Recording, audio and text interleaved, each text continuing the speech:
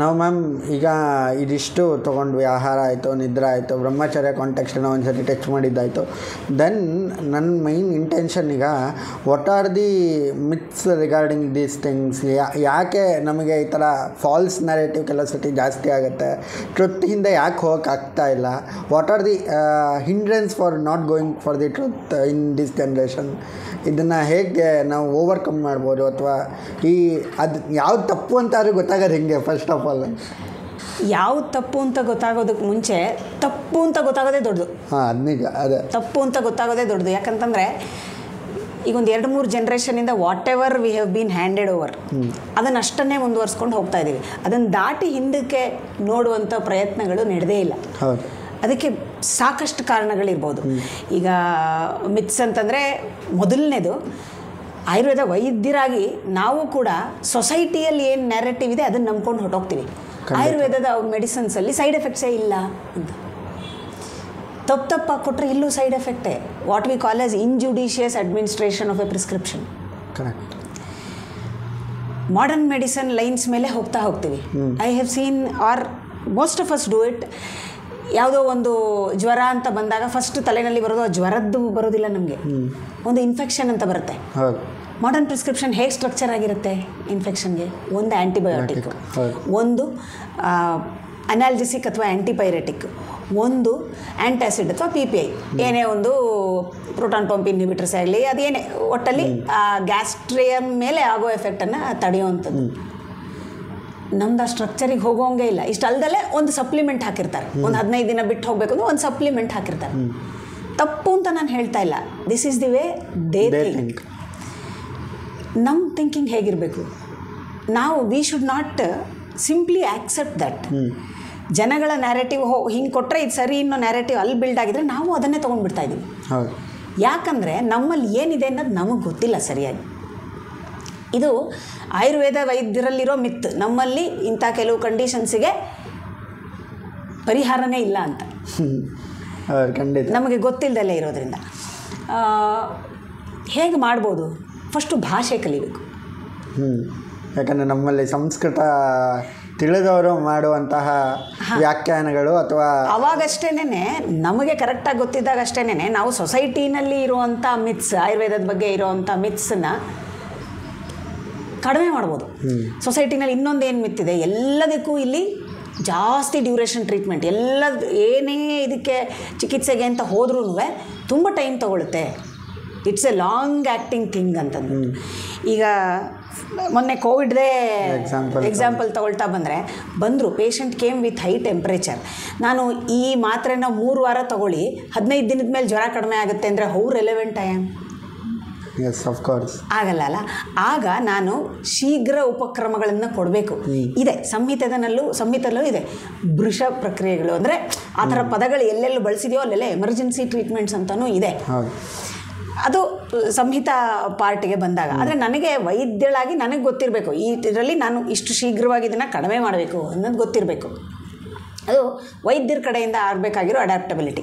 ಆ ಅಡ್ಯಾಪ್ಟಬಿಲಿಟಿ ಆದರೆ ಸೊಸೈಟಿನಲ್ಲಿ ಆ ಮಿತ್ ಕಳೆಯುತ್ತೆ. ಇನ್ನೊಂದು ಮಿತ್ ಅಂತ ಜನ ಹೇಳ್ತಾರೆ, ಆಯುರ್ವೇದದಲ್ಲಿ ಎಲ್ಲದಕ್ಕೂ ಪಥ್ಯ ಇದೆಯಾ ಅನ್ನೋದು. Actually that is not a myth, ಅದು ಸತ್ಯ. ಕರೆಕ್ಟ್. ಪಥ್ಯ ಬೇಕೇ ಬೇಕು. ನೀವು ಯಾವುದೇ ಇದನ್ನು ತೆಗೆದು ನೋಡಿ, ಪಥ್ಯಾಹಾರ ಅಪಥ್ಯ ಏನು ಅನ್ನೋದು ಅಲ್ಲೇ ಇರುತ್ತೆ.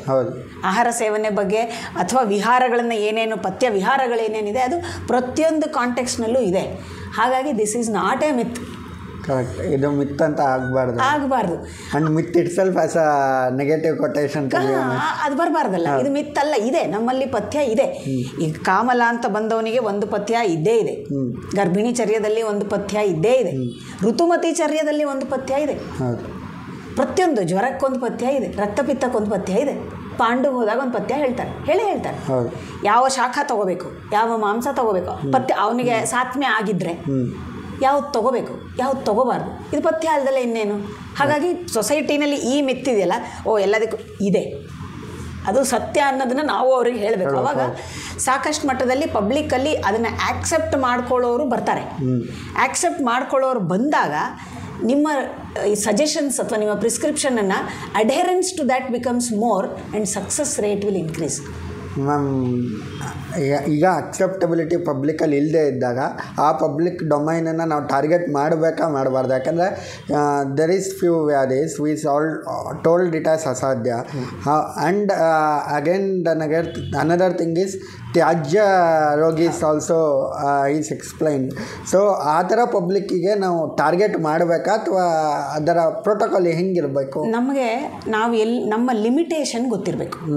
ಅಂದರೆ as you mention rightly said, ತ್ಯಾಜ್ಯ ಮಾಡಲೇಬಾರ್ದು, ಮಾಡೋದ್ರಲ್ಲಿ ಏನೂ ಅರ್ಥ ಇಲ್ಲ ಅನ್ನೋದನ್ನು ಹೇಳಿದ್ದಾರೆ. ಆದರೆ ಇವಾಗ ಸೊಸೈಟಿನಲ್ಲಿ ಅಥವಾ ಪ್ರಾಕ್ಟೀಷನರ್ಸ್ ಮಧ್ಯೆ ಏನು ನಡೀತಾ ಇದೆ ಅಂದರೆ, ನನಗೆ ಪೇಷಂಟ್ ಮಿಸ್ ಆಗೋಗುತ್ತೇನೋ ಕರೆಕ್ಟ್ ಅನ್ನೋ ಆ್ಯಂಗ್ಸೈಟಿಯಿಂದ ಬಂದಿದ್ದನ್ನೆಲ್ಲ ನಾನು ಟ್ರೀಟ್ ಮಾಡ್ತೀನಿ ಅಂತ ಹೋಗ್ತೀನಿ.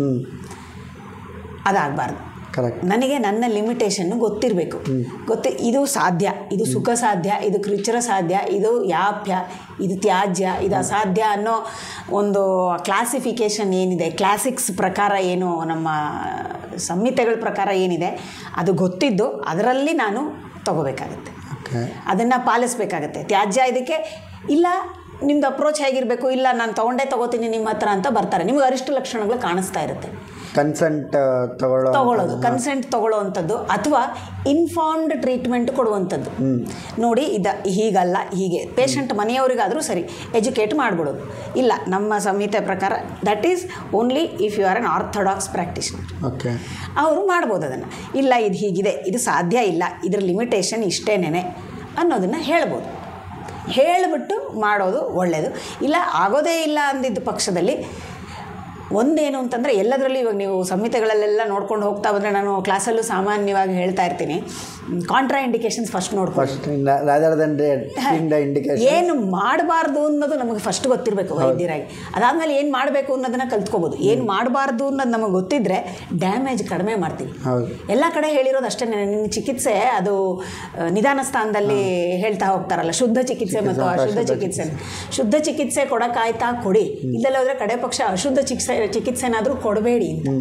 ಆ ಅವೇರ್ನೆಸ್ಸು ವೈದ್ಯರಲ್ಲಿ ಇರಬೇಕಾದ್ರೆ ಕಾನ್ಸೆಪ್ಟ್ ಗೊತ್ತಿರಬೇಕು. ಮತ್ತು ಆ ಮಾರಲ್ ವ್ಯಾಲ್ಯೂಸ್ ಅನ್ನೋದು ಸ್ವಲ್ಪ ಗಟ್ಟಿಯಾಗಿರಬೇಕು. I don't want to touch ಅದನ್ನು ಮುಟ್ಟದಲ್ಲೇ ಇರೋದೇ ಒಳ್ಳೆಯದು. It is out of purview ಇಲ್ಲಿ. ಆ್ಯಂಡ್ ದೆನ್ ಮ್ಯಾಮ್, ನಾಸ್ತಿಕೋ ವರ್ಜಾನಮ್ ಅಂತ ಹೇಳೋ ಕಾಂಟೆಕ್ಸ್ಟ್ ಮೇಲೆ ನಾನು ನಿಲ್ಲಕ್ಕೆ ಹೊರಟಿದ್ದೆ. But it shouldn't take in other way. ಹಾಂ, ಹೌದು. ಯಾಕಂತಂದರೆ if you look into the ಭಾರತೀಯ ಇತಿಹಾಸ, ನಾಸ್ತಿಕರಿಗೆ ಜಾಗ ಇದೆ. ಹೌದು, ಖಂಡಿತ ಜಾಗ ಇದೆ. ಹಾಗಾಗಿ ವೈದ್ಯರಾಗಿ ಅವರೇ ನಮ್ಮ ಹತ್ರ ಬಂದು ಟ್ರೀಟ್ಮೆಂಟಿಗೆ ಅಂತ ಬಂದಾಗ ಅವೇರ್ನೆಸ್ ಇರಬೇಕು ನಮಗೆ. ಇಲ್ಲಿ ನಾನು ಏನೋ ಮಿರಾಕಲ್ ಮಾಡಿಬಿಡ್ತೀನಿ ಅನ್ನೋದು ಬರಬಾರ್ದು. ಅಲ್ಲಿ ನಾಸ್ತಿಕ ಅಂದರೆ ಏನು ಅನ್ನೋ ಅರ್ಥ ತುಂಬ ಇಂಪಾರ್ಟೆಂಟ್ ಆಗುತ್ತೆ. ಅದನ್ನು ನೋಡಿಕೊಂಡು ಆಮೇಲಿಂದ ಮುಂದುವರಿಯೋದು ಒಳ್ಳೆಯದು. Okay, has being a panchakarma practitioner, ಹೇಗಿದೆ ಹೊರಗಡೆ ಪಂಚಕರ್ಮಕ್ಕೆ ಅಪ್ರೋಚ್? ಆ್ಯಂಡ್ ಅಂದರೆ ಅವ್ರು ಹೇಗೆ ಅದನ್ನು ಅಕ್ಸೆಪ್ಟ್ ಮಾಡ್ಕೊತಿದ್ದಾರೆ? And what is the general public view on panchakarma, to be honest? ಒಂದೇ ವರ್ಡಲ್ಲಿ ಹೇಳಬೇಕಂದ್ರೆ, ಜನಗಳಿಗೆ ಪಂಚಕರ್ಮ ಅಂತಂದರೆ ಒಂದು ಪದದಲ್ಲಿ ಅಂದರೆ ಅದು ಡಿಟಾಕ್ಸ್ ಅಂತ. ಓಕೆ, ಜನರಲ್ ಪಬ್ಲಿಕ್ಕಲ್ಲಿರೋದು ಡಿಟಾಕ್ಸ್. ಎಲ್ಲಿಗಾದರೂ ಹೋಗಿ ಡಿಟಾಕ್ಸ್ ಅಂತ ಹೇಳಿ. better conversation because I have heard Panchakarma means massage, to be honest. ಹಾಂ, ಬಹುಶಃ ಹೌದು. ಪೋಸ್ಟ್ ಗ್ರ್ಯಾಜುಯೇಷನ್ ಮಾಡ್ಕೊಂಡ ಮೇಲೆ ಅದು ಬಂದ್ಬಿಡುತ್ತೆ ಅಂತ ಅನಿಸುತ್ತೆ. ನಮ್ಮದೇ ಮೈಂಡಲ್ಲಿ we start filtering out that massage thing and we only start taking that detoxification. ಇದೆ, ಡಿಟಾಕ್ಸು ಇದೆ, ಮಸಾಜ್ ಅಂದರೆ ಎಲ್ಲಿ ಒಟ್ಟಿಗೆ ಈಕ್ವೇಟ್ ಮಾಡ್ತಾರೆ ಅಂದರೆ, ಆಯುರ್ವೇದ ಅಂದರೆ ಮಸಾಜ್ ಸೆಂಟರ್ ಅಂತ. ಬಹುಶಃ ನೀವೆಲ್ಲ ಇವಾಗ ವಿದ್ಯಾರ್ಥಿಗಳಾಗಿ ಇರೋವಾಗ ನಿಮಗೆ you are seeing a better picture. ನಾವೆಲ್ಲ ಕಾಲೇಜ್ ವಿದ್ಯಾರ್ಥಿಗಳು, ಎಲ್ಲರೂ ವಿದ್ಯಾರ್ಥಿಗಳೇ, ಇಲ್ಲ ಅಂತ ನಾನು ಹೇಳ್ತಾ ಇಲ್ಲ. ನಾನು ವಿದ್ಯಾರ್ಥಿನೇ, ನೀವು ವಿದ್ಯಾರ್ಥಿನೇ, ನನಗಿನ ಸೀನಿಯರ್ ಅವರು ವಿದ್ಯಾರ್ಥಿನೇ. ಯಾಕಂದರೆ ಕಲಿಕೆ ಜೀವನ ಪರ್ಯಂತ. ಆದರೆ ಇನ್ಸ್ಟಿಟ್ಯೂಷನಲೈಸ್ಡ್ ಲರ್ನಿಂಗ್ ಅಂತ ಹೇಳ್ತೀವಲ್ಲ, ಇನ್ಸ್ಟಿಟ್ಯೂಷನಲೈಸ್ಡ್ ಲರ್ನಿಂಗ್ ಮೇಲೆ ಆಮೇಲೆ ಮಾತಾಡೋಣ. ಇದಕ್ಕೂ ತುಂಬ ಇದೆ ವಿಸ್ತಾರ. ಸೊ ಇನ್ಸ್ಟಿಟ್ಯೂಷನಲೈಸ್ ಲರ್ನಿಂಗಲ್ಲಿ ಏನಿರ್ತೀವಿ, ನಾವು ನೋಡ್ತಿದ್ದ ಪಿಕ್ಚರ್ಗೂ ನೀವು ನೋಡ್ತಿರೋ ಒಂದು ಸೊಸೈಟಿಯಲ್ಲಿ ಇದಕ್ಕೂ ಬಹಳ ವ್ಯತ್ಯಾಸ ಇದೆ. ಹೌದು, ನಿಮಗೆ ಪಾಸಿಟಿವ್ ನೋಟ್ ಇದೆ. ನಾವು ನೋಡ್ತಿದ್ದಾಗ ಹೆಂಗೆ ಅಂದರೆ, ಆಯುರ್ವೇದ ಅಂತಂದರೆ ಮಸಾಜ್ ಸೆಂಟ್ರ್ ಅನ್ನೋ ಥರದಲ್ಲಿ ಇತ್ತು. ಈಗ ಅಟ್ಲೀಸ್ಟ್ ಡಿಟಾಕ್ಸ್, ಇವರು ಸಿಸ್ಟಮನ್ನು ಕ್ಲೆನ್ಸ್ ಮಾಡ್ತಾರೆ ಅನ್ನೋದು ಬಂದಿದೆ. ಸಿಸ್ಟಮ್ ಕ್ಲೆನ್ಸ್ ಮಾಡ್ತಾರೆ ಅಂದರೆ ಇವ್ರಿಗೆ ಸಿಸ್ಟಮ್ ಗೊತ್ತು ಅಂತ ಆಯ್ತಲ್ಲ. Correct. I visualise it in that way. System cleanse ಮಾಡ್ತಾರೆ ಅಂದರೆ ಗೊತ್ತು ಸಿಸ್ಟಮ್ ಅಂದರೆ ಇವ್ರಿಗೆ ಅನ್ನೋ ರೀತಿ. ಪಾಸಿಟಿವ್ ಖಂಡಿತ ನೆಗೆಟಿವಿಟಿನಲ್ಲಿದ್ದರೆ ನೀವು ಇರೋದನ್ನು ಇಲ್ಲ ಅಂತ ಅನ್ಸ್ಕೊಂಡ್ಬಿಡ್ತೀರಿ ಅಷ್ಟೇ. ಕರೆಕ್ಟ್. ಸ್ಟೂಡೆಂಟ್ಗೆ ಮೊದಲು ಬೇಕಾಗಿರೋದೇನೇ ಪಾಸಿಟಿವ್ ಅಪ್ರೋಚು. ಹಾಗಾಗಿ ಡಿಟಾಕ್ಸ್ ಅಂತ ನೋಡ್ತಾರೆ. ಚಾಲೆಂಜಸ್ ಅಂತ ಬಂದರೆ ಸಿಕ್ಕಾಪಟ್ಟೆ ಚಾಲೆಂಜಸ್ ಇದೆ. ಯಾಕಂದರೆ ಬರೋರೇನೇ ಮೊದಲನೇದು ಆಯುರ್ವೇದ ವೈದ್ಯರ ಅಥವಾ ಪಂಚಕರ್ಮ. ನಮ್ಮ ಕಾಲೇಜಲ್ಲೇ ನಮ್ಮ ಹಾಸ್ಪಿಟ್ಲಲ್ಲೇ ಹೇಳಬೇಕು ಅಂತ ಆದರೆ ನಮ್ಮದು ಪಂಚಕರ್ಮ ವಿಭಾಗ. ಹೆಚ್ಚಿನದು ಎಲ್ಲ ಈ ಲೋಕೋಮೋಟರ್ ಸಿಸ್ಟಮ್ ಅಥವಾ ನರ್ವಸ್ ಸಿಸ್ಟಮ್ ಡಿಸಾರ್ಡರ್ಸೇ ಹೆಚ್ಚಿಗೆ ಬರೋದು ನಮಗೆ. ಬರೋರೆಲ್ಲ ಕನಿಷ್ಠ 2 MRI ರಿಪೋರ್ಟ್ ಇಟ್ಕೊಂಡ್ಬರ್ತಾರೆ ನಮ್ಮ ಹತ್ರ. 2 MRI ರಿಪೋರ್ಟು, ಇಷ್ಟಪ್ಪ ಫೈಲು. ಇದಿದೆ, ಅಲ್ಲೇ ಚಾಲೆಂಜು. ಇದು ನನಗಿದೆ, ನೀವೇನು ಮಾಡಬಲ್ರಿ ಅಂತ. ನನಗೆ ಅಲ್ಲಿಗೇನಾಗುತ್ತೆ, ಇದಿದೆ ಅಂತ ಅವರೇ ಹೇಳ್ತಾ ಇದ್ದಾರೆ. ನನಗೆ ನಾನು ಯಾವ ದಿಕ್ಕಿನಲ್ಲಿ ಹೋಗಬೇಕು ಅನ್ನೋದಕ್ಕೆ ಅವರೇ ಫಸ್ಟೇ ಮಿಸ್ಲೀಡ್ ಮಾಡಿಬಿಡ್ತಾ ಇದ್ದಾರೆ ನನಗೆ ಇದಿದೆ ಅಂತ. ಹಾಗಾಗಿ ಮೊದಲನೇ ಚಾಲೆಂಜು ನಮ್ಮ ವ್ಯೂನ ನಾವು ಇಟ್ಕೊಂಡು ನೋಡ್ತಕ್ಕಂಥದ್ದು ಆಯುರ್ವೇದದ. ನೀವು ಯಾರು ಎಲ್ಲೇ ಪ್ರಾಕ್ಟೀಷ್ನರ್ಗೆ ಹೋಗಿ first I don't know whether you have heard of him or not. Doctor Rangesh Paramesh ಅಂತ ರಸಶಾಸ್ತ್ರ HOD ಇದ್ದರು GIMC ಬೆಂಗಳೂರಲ್ಲಿ. ನಾವೆಲ್ಲ ಎಕ್ಸಾಮ್ ಬರೆಯುವಾಗ. ಆಮೇಲೆ ಅವರು ವೆರಿ ವೆರಿ ರೆವರ್ಡ್ ಪರ್ಸ್ನಾಲಿಟಿ. ಅವರು ಆಮೇಲೆ ಇದಕ್ಕೆ ಹೋದರು, ಹಿಮಾಲಯ ಡ್ರಗ್ ಕಂಪ್ನಿಗೆ ರಿಸರ್ಚ್ ಇದಕ್ಕೆ ಹೋದರು. When I was working for Himalaya, ಅವ್ರು ಸರ್ದು ಸೆಷನ್ಸ್ ಇದ್ದಾಗ ಹೇಳೋರು ಯಾವಾಗಲೂ, people go to allopathy, people go to homoeopathy, people go to naturopathy, nothing works out, they go to Tirupati, then they come to Ayurveda. So ಇಷ್ಟೆಲ್ಲ ಮುಗಿಸ್ಕೊಂಡು ಆಮೇಲೆ ಇಲ್ಲಿಗೆ ಬರ್ತಾರೆ ಅಂತ. That was his way of expressing. ಸಕಲ ಸರ್ವಸ್ವನೂ ಮುಗಿಸಿ ನಿನ್ನ ಹತ್ರ ಬಂದು ನಿನಗೆ ಚಾಲೆಂಜ್ ಆಗ್ತಾರೆ, ನೀನು ಮಾಡ್ತೀಯಾ ಅಂತ ಅಂದರೆ. ಖಂಡಿತ ಇಟ್ ಇಸ್ ಅ ಚಾಲೆಂಜ್. ನಾನು ಅದರಲ್ಲಿ ಪಾಸಿಟಿವ್ ನೆಗೆಟಿವ್ ಅಂತ ನೋಡೋದಕ್ಕಿಂತನೂ I would like to see that as a challenge. ಇಷ್ಟೆಲ್ಲ ಮಾಡ್ಕೊಂಬಂದಿದ್ದೀನಿ, ನೀನೇನು ಮಾಡ್ತೀಯಾ ಅನ್ನೋ ಚಾಲೆಂಜ್. ಹಾಗಾದಾಗ ನಾವು ಕರೆಕ್ಟಾಗಿ ಆಯುರ್ವೇದ ದೃಷ್ಟಿನಲ್ಲೇ ಅದನ್ನು ಅನಲೈಸ್ ಮಾಡೋದೇ ದೊಡ್ಡ ಚಾಲೆಂಜ್. ಯಾಕಂದರೆ ಮುಂದೆ ವಿಪರೀತ ಡೇಟಾ ಇರುತ್ತೆ. ಆ ಡೇಟಾ ಬಿಟ್ಟು ನಿಮ್ಮ ಭಾಷೆನಲ್ಲಿ ನೀವು ತೊಗೊಂಡು ಅದನ್ನು ನೀವು ಅರ್ಥೈಸ್ಕೊಂಡು ಅದನ್ನು ಸಂಹಿತಾ ಪೂರ್ತಿ ಒಂದು ಸರ್ಫ್ ಮಾಡ್ಕೊಂಡು ಎಲ್ಲಿ ಕಂಡೀಷನ್ ಅಂತ ಮಾಡ್ಕೊಂಡು ಚಿಕಿತ್ಸೆಗೆ ಬರಬೇಕು. ಮೊದಲನೇ ಚಾಲೆಂಜ್ ಪಂಚಕರ್ಮಕ್ಕೆ ಬರೋಕ್ಕೆ. ಎರಡನೇದು ಅವರೇ ಬರ್ತಾರೆ, ನನಗೆ ನನ್ನ ಫ್ರೆಂಡ್ಗೆ ಈ ಥರ ಡಿಟಾಕ್ಸ್ ತೊಗೊಂಡಿದ್ರು, ನಾನಿಲ್ಲಿ ತೊಗೋತಿದ್ದೀನಿ ಅಂತ. ಇದರಿಂದ ಎಷ್ಟು ಕೆಲವುದು ಏನನ್ನೋದು ಡಿಸ್ಟಾರ್ಷನ್ಸ್ ಅಂತ ಕರೆಯೋಣ, let's call it as distortions. Practice ಶುರುನಲ್ಲಿ ಅಂದರೆ ಬಹುಶಃ ಈಗ ಒಂದು 10-12 ವರ್ಷದ ಹಿಂದೆ ಅಂತ ಇಟ್ಕೊಳ್ಳಿ, ನಾನು ಕೆಲವು ಪೇಷಂಟ್ಸ್ ಬಂದಿರೋದು ನೋಡಿದ್ದೀನಿ. ನಸ್ಯ ಪ್ರಿಸ್ಕ್ರೈಬ್ ಮಾಡಿರ್ತಾರೆ, ಅವರು ವೀಕೆಂಡ್ ನಸ್ಯ ಕೊಡ್ಬೋದಾ ಅಂತ. ಅದು ಮರ್ಷ ನಸ್ಯ, ಪ್ರತಿಮರ್ಷ ನಸ್ಯ ಅದೆಲ್ಲ ಹೊಟ್ಟೋಗ್ಬಿಡುತ್ತೆ. ಅದಕ್ಕೊಂದು ವರ್ಡ್ ಅಟ್ಯಾಚ್ ಆಗುತ್ತೆ, ವೀಕೆಂಡ್ ನಸ್ಯ ಅಂದರೆ. ನನಗೆ ಈ ಡಾಕ್ಟ್ರು 8 ದಿನದ ನಸ್ಯ ಹೇಳಿದರು. ಆ 8 ದಿನ ನನಗೆ ಶನಿವಾರ ಭಾನುವಾರ ರಜಾ, ನಾನು 4 ಶನಿವಾರ ಭಾನುವಾರ ನಸ್ಯಕ್ಕೆ ಬರ್ಬೋದಾ ಅಂತ. ಹೇಗಿದ್ರು ನೀವು ಹೇಳಿರೋದು 8 ದಿನ, ತೊಗೋತಾ ಇದ್ದೀನಲ್ಲ 8 ದಿನ ಅಂತ. I have scene this, I have experienced, I have ಇಂಟ್ರಾಕ್ಟೆಡ್ with such patients. ಹಾಗಾಗಿ ನಿಮಗೆ ಕರೆಕ್ಟಾಗಿ ಇದಲ್ಲ, ಇದು ಈ ಥರ ಆಗಬಾರ್ದು, ಇದು ಈ ಥರ ಆದರೆ ನಮ್ಗೆ ಏನು ಎಫೆಕ್ಟ್ ಬೇಕೋ ಆ ಎಫೆಕ್ಟ್ ಸಿಗಲ್ಲ ಅಂತ ಪೇಷಂಟನ್ನು ಕನ್ವಿನ್ಸ್ ಮಾಡೋದು 2ನೇ ಚಾಲೆಂಜ್. 3ನೇ ಚಾಲೆಂಜ್ ಟೈಮ್. ನನಗೆ ಇಷ್ಟೇ ದಿನದಲ್ಲಿ ಆಗಬೇಕು, ನನಗೆ ಇವತ್ತು ಅರ್ಜೆನ್ಸಿ. ನಮ್ಮ ಅರ್ಜೆಂಟಿಗೆ ಪಾಚನ ಎಲ್ಲಾಗುತ್ತೆ, ಆಮೇಲೆ ನಮ್ಮ ಅರ್ಜೆಂಟಿಗೆ ದೀಪನದಿಂದ ಅಗ್ನಿಯಲ್ಲಿ ವೃದ್ಧಿ ಆಗುತ್ತೆ, ನಮ್ಮ ಅರ್ಜೆಂಟಿಗೆ ಸಮ್ಯಕ್ ಸ್ನಿಗ್ಧ ಲಕ್ಷಣ ಎಲ್ಲಿ ಬರುತ್ತೆ, ಬರೋ ಟೈಮ್ಗೆ ಬರಬೇಕದು. ಬರಲಿಲ್ಲ ಅಂದರೆ ಏನು ಮಾಡ್ತಿದ್ದೀವಿ, we are doing a premature extraction of what is not ready there. ಅದು 2ನೇ ಚಾಲೆಂಜ್. 3ನೇ challenge rather I should say time constraint. ಇದಕ್ಕೆ ಹೀಗಲ್ಲ, ಹೀಗೆ ನೀವು ಮೆಂಟಲಿ ಫಿಸಿಕಲಿ ತಯಾರಿರಬೇಕು. ನಿಮ್ಮ ಕಂಡೀಷನ್ನು ಆ ಶೋಧನಕ್ಕೆ ಬರಬೇಕು. ನೀವು ಶೋಧನ ಅರ್ಹ ಅನರ್ಹ ಅಂಥೇಳಿ ನಾವು ಪಂಚಕರ್ಮದಲ್ಲಿ ಓದ್ತೀವಲ್ಲ, ಅದನ್ನು ಅಪ್ಲೈ ಮಾಡೋದು greatest challenge. Correct, greatest challenge. ಓದಿರ್ತೀವಿ BAMS ಅಲ್ಲಿ ಓದ್ಬಿಟ್ಟಿರ್ತೀವಿ, ಬಹುದೋಷ ಅನಲೈಸ್ ಮಾಡ್ತಾ ಇರ್ತೀವಿ, ಇದೆಯಾ ಇಲ್ವಾ ಅನ್ನೋದೇ ಫಸ್ಟ್ ಜಿಜ್ಞಾಸೆ. ಆಮೇಲೆ ಇದೆ ಅಂತ ಆದ್ರೂ ಇವ್ರಿಗೆ ಕೊಟ್ಟರೆ ಇವ್ರು ತಗೋತಾರ. ಆಕ್ಸೆಪ್ಟಬಿಲಿಟಿ ಇಸ್ ದಿ 4th ಚಾಲೆಂಜ್. ನೀವು ಏನಾದರೂ ಹೇಳಿ ಡಾಕ್ಟ್ರೆ ನಾನು ತುಪ್ಪ ಕುಡಿಯೋಕ್ಕಾಗಲ್ಲ, ಕರೆಕ್ಟ್, ಏನು ಮಾಡ್ತೀರಿ ಅಲ್ಲಿ, ಬೇಕು ರೂಕ್ಷ ಇದೆ ಕೋಷ್ಟ, ನೀವು ಕೊಡಲೇಬೇಕು. ಸಮ್ಯಕ್ ಸ್ನಿಗ್ಧ ಲಕ್ಷಣ ಬರೋದು ನಿಧಾನ ಆಗುತ್ತೆ ಅಂತ ನಿಮಗೆ ಗೊತ್ತಾಗ್ತಾ ಇದೆ, ಕುಡಿಯಲ್ಲ ಪೇಷಂಟ್. ಇದೊಂದು ಚಾಲೆಂಜ್. ನೆಕ್ಸ್ಟ್ ಪೇಷಂಟಿಗೆ ಪ್ರೈವೇಟ್ ಪ್ರಾಕ್ಟೀಸ್ಗೆ ಅಂತ ಹೋದಾಗ I am going 1 step ahead. Institutionalise ಪ್ರಾಕ್ಟೀಸಲ್ಲಿ ಏನಾಗುತ್ತೆ ಅಂತಂದರೆ ಇನ್ಸ್ಟಿಟ್ಯೂಷನ್ ಬ್ಯಾಕಿಂಗ್ ಇರುತ್ತೆ. ಒಂದು ಆಯುರ್ವೇದ ಮೆಡಿಕಲ್ ಕಾಲೇಜಲ್ಲಿ ಅಂತ ಇಟ್ಕೊಳ್ಳಿ, ಬಹಳ ಕಮ್ಮಿ ಕಾಸ್ಟಿಂಗಲ್ಲಿ ಟ್ರೀಟ್ಮೆಂಟನ್ನು ನಡೆಸ್ಬೋದು. ಯಾಕಂತಂದರೆ ಇನ್ಸ್ಟಿಟ್ಯೂಷನಲೈಸ್ ಬ್ಯಾಕಿಂಗ್ ಇರುತ್ತಲ್ಲಿ. ಆದರೆ as a private practitioner you cannot do that. ನೀವು ಜನ ಆ ಕಂಪ್ಯಾರಿಸನ್ ಶುರುವಾಗುತ್ತೆ. ನಾವು I am purely talking about the challenges faced by the practitioner in a private setup. Institutionalise ಪ್ರಾಕ್ಟೀಸಲ್ಲಿ ಏನಾಗುತ್ತೆ ಅಂತಂದರೆ ಹಾಸ್ಪಿಟಲ್ ಬ್ಯಾಕಿಂಗ್ ಇರುತ್ತೆ, ಇನ್ಸ್ಟಿಟ್ಯೂಷನಲ್ ಬ್ಯಾಕಿಂಗ್ ಇರುತ್ತೆ. ನೀವು ಕಾಂಪ್ಲಿಕೇಶನ್ ಆದರೂ ಎದುರಿಸೋದಕ್ಕೆ ನಿಮಗೊಂದು ಟೀಮ್ ಇರುತ್ತೆ. ನೀವು ಕಾಸ್ಟನ್ನು ಕಡಿಮೆ ಕೊಟ್ಟು ಮಾಡ್ಬೋದು ಪೇಷಂಟಿಗೆ. ನಿಮ್ಗೆ ಏನಾದರೂ ಬಸ್ತಿ ಕೊಡ್ತಾ ಇರಬೇಕಾದ್ರೆ ಏನಾದರೂ ರೆಕ್ಟಲ್ ಬ್ಲೀಡಿಂಗ್ ಆಯಿತಾ ಇಮಿಡಿಯೇಟಾಗಿ ನೀವು ಶಲ್ಯ ಡಿಪಾರ್ಟ್ಮೆಂಟಿಗೆ ಕಳಿಸ್ತೀರಿ. There you get an expert opinion.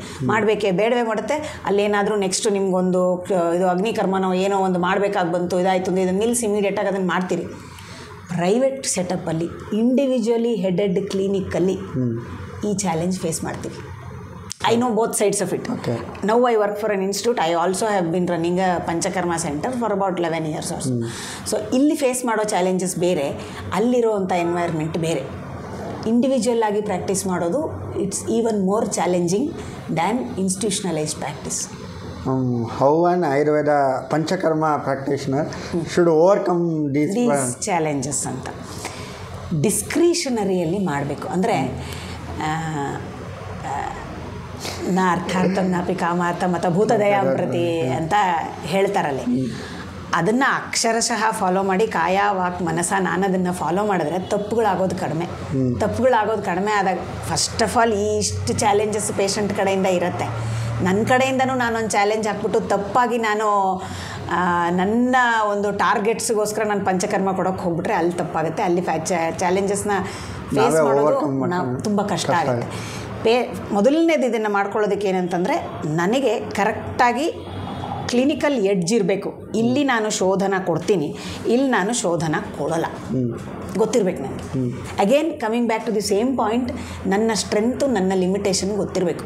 ನನ್ನ ಸೈನ್ಸಿನ ಸ್ಟ್ರೆಂತ್, ನನ್ನ ಸೈನ್ಸಿನ ಲಿಮಿಟೇಷನ್ ನನಗೆ ಗೊತ್ತಿರಬೇಕು. ನಾನು ಯಾವ ಲೆವೆಲ್ಗೆ ಮಾಡಬಲ್ಲೆ ಅದು ಒಂದು ಸೈನ್ಸಿಂದ ಗೊತ್ತಿರಬೇಕು. ಇಂಡಿವಿಜುವಲಿ ನನ್ನ ಬಗ್ಗೆ ನನಗೆ ಗೊತ್ತಿರಬೇಕು. ಇದನ್ನು ಮಾಡಿದ್ರೆ ನನಗೆ ಮುಂದುವರ್ಸ್ಕೊಂಡು ಹೋಗೋಕ್ಕಾಗತ್ತಾ ಅನ್ನೋದು ಗೊತ್ತಿರಬೇಕು. ಯಾವುದೇ ಒಂದು ಕೇಸ್ ತೊಗೊಂಡ್ರೆ ಅದು ಮೊದಲನೇ ಹಂತ. ಎರಡನೇದು, ಪೇಷಂಟನ್ನು ಫಸ್ಟು ಎಜುಕೇಟ್ ಮಾಡಿ ಅವನ ಅನರ್ಹನ ತಿಳ್ಕೋಬೇಕು. ಫಿಸಿಕಲಿ ಇದರಲ್ಲಿ ಎಲ್ಲ ಅರ್ಹರಾಗಿರ್ತಾರೆ, ಫೈನಾನ್ಷಿಯಲಿನೂ ರೆಡಿ ಇರ್ತಾರೆ, ಆದರೆ ಸತ್ವ ಸರಿ ಇಲ್ಲ ಅಂತಂದರೆ ತೊಗೊಂಡ್ರೆ again it is A challenge. So ಎಲ್ಲ ಆಸ್ಪೆಕ್ಟ್ಸಲ್ಲೂ ಸರಿ ಇದೆಯಾ ಅಂತ ನೋಡಬೇಕು. ಋತು, ಕಾಲ, ದೋಷ, ಭೇಷಜ, ವಯ, ಸತ್ವ, ಸಾತ್ಮ್ಯ, ಸಾರ, ಇದನ್ನೆಲ್ಲ ನೋಡಿಕೊಂಡು ಶೋಧನಾ ಕೊಡು ಅಂತ ಹೇಳ್ತಾರೆ.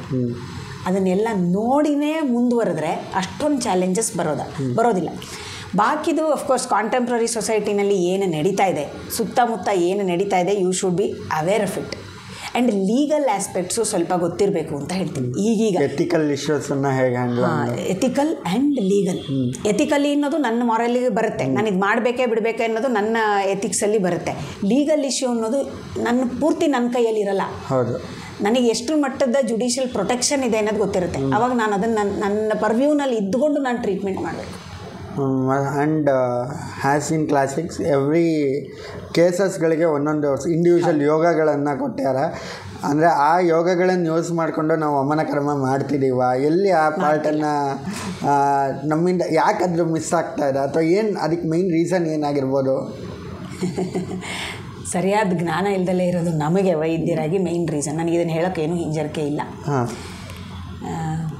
75-80% ಜನಕ್ಕೆ ಬೇರೆ ಬೇರೆ ಯೋಗದಲ್ಲಿ ನಾವು ವಮನ ಮಾಡಿಸ್ಬಹುದು ಅನ್ನೋದೇ ಮಾಡ್ತಿರಲ್ಲ ನಾವು. ಹೌದು, ಏನು ಒಂದು ಮದನ ಫಲ ಯೋಗ ಏನಿದೆ, ಹಬ್ಬ ಅಂದ್ರೆ ಒಂದು ಕುಟಜಕ್ಕೆ ಹೋಗ್ತೀವಿ. ಎಷ್ಟೋ ಕಡೆ ಗ್ರೇಯ ವಮನ ಅಂತ ಹೇಳ್ತಾರೆ. ಅಂದರೆ ನೀವು ಜಸ್ಟ್ ಘ್ರಾಣೇಂದ್ರಿಯ ಯೂಸ್ ಮಾಡಿ ಇದನ್ನು ಗಂಧದಿಂದ ವಮನ ಮಾಡ್ಬೋದು. ಸುಕುಮಾರರಲ್ಲಿ ಮಾಡ್ಬೋದಲ್ವ, ಒಳಗಡೆ ಕೊಡೋಕ್ಕಾಗದಲ್ಲೇ ಹೋದರೆ ಅಂತ. ಅದನ್ನೆಲ್ಲ ನಾವು ಅಡ್ಯಾಪ್ಟಬಿಲಿಟಿಗೆ ತಂದಿಲ್ಲ. ಮಹಾದೇವನ್ ಸರ್ ಹಾಸ್ಪಿಟಲ್ ಸುಕುಮಾರ ಪೇಷಂಟ್ ಹತ್ರ ಗಾರ್ಬೇಜ್ ಹತ್ರ ಕರ್ಕೊಂಡೋಗಿ ಆ ಸ್ಮೆಲ್ಲಿಗೆ ವಮನ ಬಂದ್ಬಿಡತ್ತೆ ಅಂತ. ಸೊ ಹಾಗಾಗಿ ಆ ಅಪ್ಲಿಕೇಶನ್ಸನ್ನೆಲ್ಲ ನಾವು ತಂದೇ ಇಲ್ಲ. Again I would come back to the same reason. ನಮಗೆ ಸಂಹಿತದ ಜ್ಞಾನ ಕಡಿಮೆ. ಅದನ್ನು ಎಲ್ರಿಗೂ ನಾವು ಹೆಂಗೆ ಬೆಳಿತೀವಿ ಅಂತಂದರೆ BAMS ಟೈಮಲ್ಲಿ ಈಗ ಸ್ವಲ್ಪ ಸಂಹಿತ ಅಧ್ಯಯನದ್ದು ಅದರದ್ದು ಎಲ್ಲ ಬಹುಶಃ ಜಾಸ್ತಿ ಆಗ್ತಾಯಿದೆ. ನಾನು ಸುತ್ತಮುತ್ತ ಅಬ್ಸರ್ವ್ ಮಾಡ್ತಿರೋದು ಪ್ರಕಾರನೂ ಏನು ಹೇಳ್ಬೋದು, ಟ್ರೆಂಡ್ ಬದಲಾಗ್ತಾ ಇದೆ. ಈ ಜನ್ರೇಷನ್ಗೆ ಹೇಳಬೇಕು ಅಂತಂದರೆ ಟ್ರೆಂಡ್ ಚೇಂಜಿಂಗ್, ಅಂದರೆ ಟೈಡ್ ಬೇರೆ ಥರ ಹೋಗ್ತಾ ಇದೆ. ಸಂಹಿತಾ ಅಧ್ಯಯನದ್ದು ಇದೆಲ್ಲ ಬರೀ ಥಿಯರಿ, ನಾವು ಮಾಡೋದು ಬೇರೆ ಅಂತ ನಾವು ಅಲ್ಲಿ ಕೂತು ಏನು ಯಾರಿಂದ ಒಂದು 4 ಕಲಿತೀವಿ, ಹಂಗೆ ಹೋಗ್ತಾ ಇದೆ. ಸುಮಾರು ಜನ ಏನಾಗುತ್ತೆ, modern medical influence, again medical representative ಬರ್ತಾರೆ, ಇದಕ್ಕೆ ಇಷ್ಟಿಷ್ಟು ಆಗಿದೆ, ಇಷ್ಟು ಸ್ಟಡಿ ಇದೆ, ಇದು this is a stand alone therapy for osteoarthritis, this is a stand alone therapy for IBS ಅಷ್ಟೇ ನಗರಣಿ, this is a stand alone therapy for anaemia ಅಂತಾರೆ. ನಾವು ಅನಿಮಿಯಾ ಅಂದರೆ ಇಮಿಡಿಯೇಟಾಗಿ ನಮ್ಮ ತಲೆಯಲ್ಲಿ ನಾವು ಪಾಂಡು ಅಂದ್ಕೊಂಡ್ಬಿಡ್ತೀವಿ. ಅದೇ ನೀವು ಸಂಪ್ರಾಪ್ತಿ ನೋಡಿದ್ರೆ ಪರ್ವ್ಯೂ ಆಫ್ ಪಾಂಡು is much wider then just iron deficiency anaemia. ಅವ್ರು ಕೊಡೋದೇನು ನಿಮಗೆ stand alone therapy for iron deficiency anaemia. ನಮ್ಮ ತಲೆಯಲ್ಲಿ ಏನಿರುತ್ತೆ, ನಾನು ಆಯುರ್ವೇದ ವೈದ್ಯೆ, ನಾನು ಆಯುರ್ವೇದ ಪ್ರಿಸ್ಕ್ರೈಬೇ ಮಾಡ್ತಾ ಇದ್ದೀನಿ, so I am on the right track ಅಂತ ಇರುತ್ತೆ. See, viewing in allopathic science or viewing the cases in allopathy diagnostic tools and treating based on the medicine of Ayurveda is not Ayurveda, to be honest. ಹೌದು, ಇದು ನಮಗೆ ಇದ್ರ ಮೇಲೆ ಮುಂದಕ್ಕೆ ಮಾತಾಡೋದ್ರಿಂದ I am channelising it towards that. ಯಾಕಂದರೆ ನಾವು ಅದೇ ರೀತಿಯಲ್ಲಿ ಟ್ರೈನ್ ಆಗಿ ಬಂದುಬಿಟ್ಟಿದ್ದೀವಿ. ಎಲ್ಲಿ ಟ್ರೈನ್ ಆಗಿದ್ದೀವಿ, ಎಲ್ಲಿ ವೇರ್ ವಿ ಶುಡ್ ಅನ್ಲರ್ನ್ ಅನ್ನೋದನ್ನು ಬಹುಶಃ we should contemplate. Because of maybe the deforestation also a part of those things. ಸಾಕಷ್ಟು ನಶಿಸೇ ಹೋಗಿರ್ಬೋದು, ಆದರೆ ಇಂಥದ್ದು ಬೇಕು ಅನ್ನೋದು ನಮಗೆ ಗೊತ್ತಿದ್ರೆ ನಾವು ಕಲ್ಟಿವೇಟ್ ಮಾಡ್ಕೋಬೋದು. ಓಕೆ, ಗೊತ್ತೇ ಇಲ್ಲ ಅಂದರೆ ನಮಗೆ based on knowledge only it comes around. Yes, ಅಲ್ಲೇನಾಗುತ್ತೆ ಅಂತಂದರೆ ನಾಲೆಡ್ಜ್ದೆಲ್ಲ ತಪ್ಪು. ಯಾರಿಗಿರಬೇಕೋ ಅವ್ರು ಇಗ್ನೋರೆಂಟ್ ಆಗಿರೋದು crux of the problem. That's the crux of the problem. I don't want to talk because like many of we are having the same problem. I think we might know Samhita is a divine science. We guys might know that ನಮಗೆ ಇದರಿಂದ ತುಂಬ ದೊಡ್ಡ help ಆಗುತ್ತೆ, ನಮಗೆ ಇದು ತುಂಬ ಚೆನ್ನಾಗಿ ಹೇಳಿಟ್ಟೋಗ್ಯಾರ, but we are not thinking upon it. We are not practising to that level what ಇಲ್ಲಿ ಹೇಳಿರೋವಂಥ ರೀತಿ ಇಲ್ಲಿ ಅಂತ ಅನ್ಸತ್ತೆ. ಕರಪ್ಟ್ ಥಿಂಕಿಂಗ್ ಅಂತ ಹೇಳ್ಬೋದು. Corrupt thinking nice coating word. Corrupt thinking ಅಂತ ಹೇಳ್ಬೋದು. ನಾವು ಬೇಕಾಗಿ ಕರಪ್ಟ್ ಮಾಡ್ಕೊಂಡಿರೋದಲ್ಲ, ಅದು system has put that corruption into our thinking.